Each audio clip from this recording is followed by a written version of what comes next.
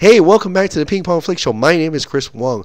There has been a major-ish update to the DC Extended Universe. Remember that Batgirl movie that Joss Whedon was going to do and then he left? Well, there's somebody has jumped aboard to write Batgirl, and that new writer is the current writer for the Bumblebee movie that's coming out this year. Transformers Bumblebee movie, yeah. That writer is going to be writing Batgirl. Excuse me. This is the article from the Hollywood Reporter, and they're claiming is exclusive by Boris Kitt, and everybody hopped onto that. So this is the article. Christina Hodson will now write the script that was previously being worked on by Joss Whedon. That's right, Roxy Girl is not going to be doing this. Warner Brothers is lighting up the bat signal for Batgirl once again. 2 months after Joss Whedon left the Batgirl movie project, the studio is moving ahead on developing a new film project based on the DC Entertainment heroine Christina Hodson, who wrote the upcoming Transformers spin-off Bumblebee, has been tapped to pen a new script featuring Barbara Gordon, the daughter of Gotham City Police Commissioner James Gordon. Barbara Gordon is the most established version of the character, who was initially introduced in 1961 as Betty Kane, but this character was revamped in 1967 when television executives wanted to attract a female audience to the Batman TV series, then faltering in its third season. Yvonne Craig played the character, whose last live-action big-screen appearance was with Alicia Silverstone in Joel Schumacher's 1997 movie Batman and Robin. The character makes a CG cameo in Ready Player One. Yes, we did. I've seen it. She makes 2 appearances, I believe. Whedon came on to the Batgirl project with great fanfare last year.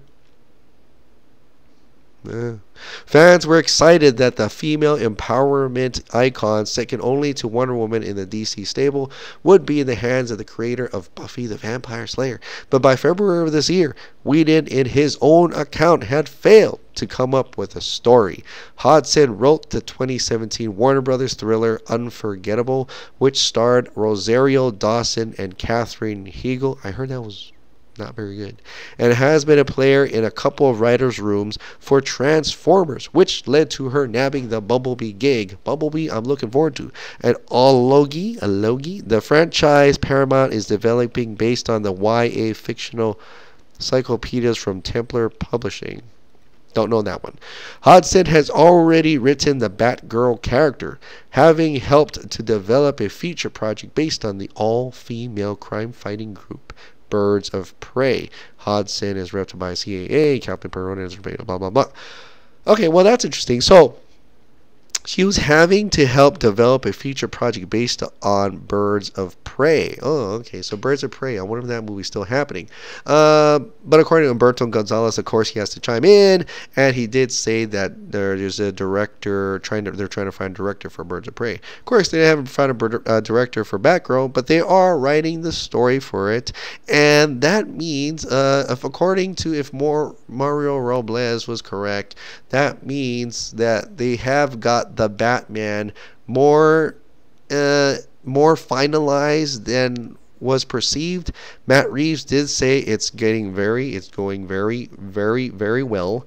Not to say he would be lying about that. So I think the Batman is going to be coming sooner, maybe even the next tentpole film, maybe after the Flash.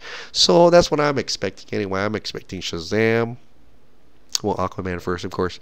Aquaman, Shazam, Wonder Woman 2, Flash or Flashpoint, whatever you want to call it, and then the Batman, and then we can get into the other characters. Hoping there's a Superman somewhere, but Superman 2's got to happen, man. I don't care what. But the Batman, people have been waiting there for a long time, so give them the Batman if you got the Batman. Is Ben Affleck going to play him? I don't know. He was at that fan event this over the weekend, signing autographs and stuff. Ben Affleck even visited a kid at a hospital and did some great stuff. Him and Jason Momoa, Aquaman, Ezra Miller, signing autographs and stuff. Is that so cool, so awesome? So I don't think anybody could have got a question in whether he was still going to be a Batman, whether he would have answered or not. Don't know, but still holding on to the fact that It's possible if they're going to go with a younger story that he could still be Batman but playing himself as an older self, and then they shoot back to a younger Batman and like the young Indiana Jones. That would be crazy cool. Crazy, crazy cool. So, but Batgirl, with the person Christina Hodson, their name? I think I blew it. Okay, Christina, yes.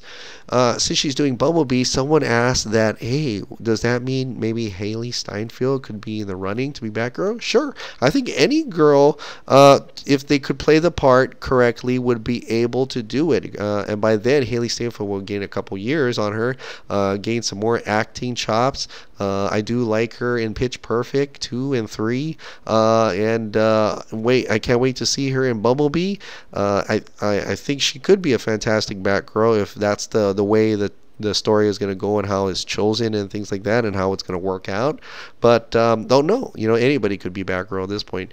But at least something's happening with it. I thought maybe it was just a ploy to get Joss Whedon on to do Justice League, but maybe someone along the line they're like really were thinking about Batgirl, and so glad to hear that there's something going on with that. We'll see how that works out. I'm more interested in the core characters, but happy to see maybe the Bat family gets a little bit of love. Indeed. So that's pretty much all the updates for the DC Extended Universe. I want to take my time now that we've got some, we're kind of slow in the news department, is that I finally got to watch John Aaron Goza, is John Aaron Goza, the Justice League Kryptonian cut. And then I also got to watch Matt Beardman's Justice League, the Elite Edition. Interesting one is the Elite Edition. I'll start with Matt Beardman's Elite Edition. Is probably more along the lines of the theatrical cut. Yeah, it's like if Joss Whedon did come in, which he did, and actually honored Zack Snyder's of stylistic tone of music and not throwing in his own jokes. That's the Elite Edition, because it's pretty much follows the same guidelines as with the edition Return to Superman.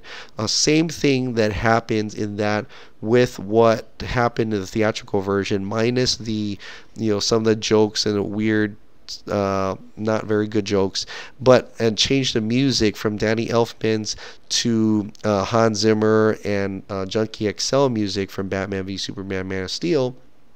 But he did keep Flash's music in there, and I thought that was interesting. I thought, you know what? Yeah, you know what? I'm okay with that, because they would have had a new Flash music, and that music, a ding, ding, ding, ding, when he slows everything down, it matches perfectly with him slowing down, so I'm okay with that, having that as the Flash music for that. So I think that represents what we should have gotten in a theatrical if Joss Whedon had actually tried to make it like Zack Snyder. Okay, but we know now that's completely changed. But if that had this is what would have been in the theater. That's a make-believe. So Elite Edition, that's what that was. The other version was interesting. It's longer.